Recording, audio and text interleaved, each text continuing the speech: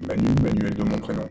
Alors j'ai déjà évoqué longuement la criminalité des préposés, que ce soit les hôpitaux, les pompiers, euh, et puis l'industrie pharmaceutique. Là, c'est un complot.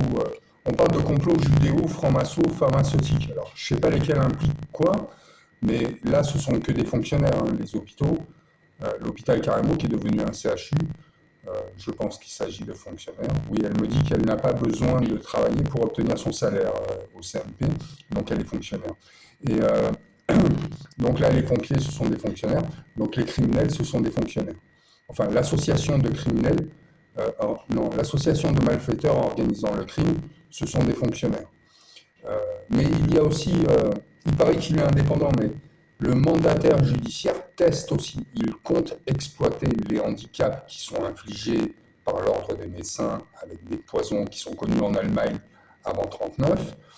Le mandataire judiciaire a l'intention d'exploiter les handicaps des personnes qui sont placées sous protection judiciaire, dont il a en charge par mission la protection.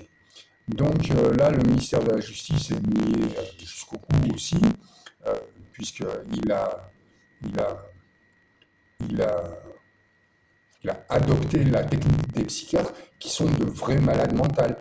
Ça s'explique par les études de médecins qui sont plus proches de la comment on appelle ça, nécrologie, que de la littérature. Et, et donc, ce sont des études traumatisantes. Enfin bon, on peut avoir quand même 1 an pour se reposer et faire le clair dans sa tête et exercer son métier de médecin normalement. Mon généraliste faisait du vélo le week-end. Apparemment, il allait bien qu'il m'ait conseillé d'aller voir un kinésithérapeute pour une colique néphrétique. Bon, ça, il manquait de compétences, c'est pas grave. Il ne savait pas mener une auscultation.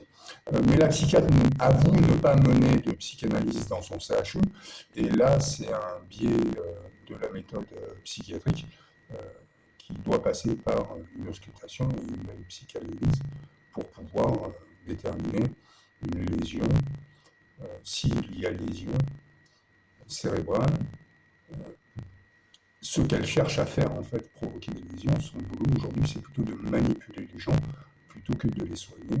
Et la violence est une façon de procéder chez le directeur du CHU.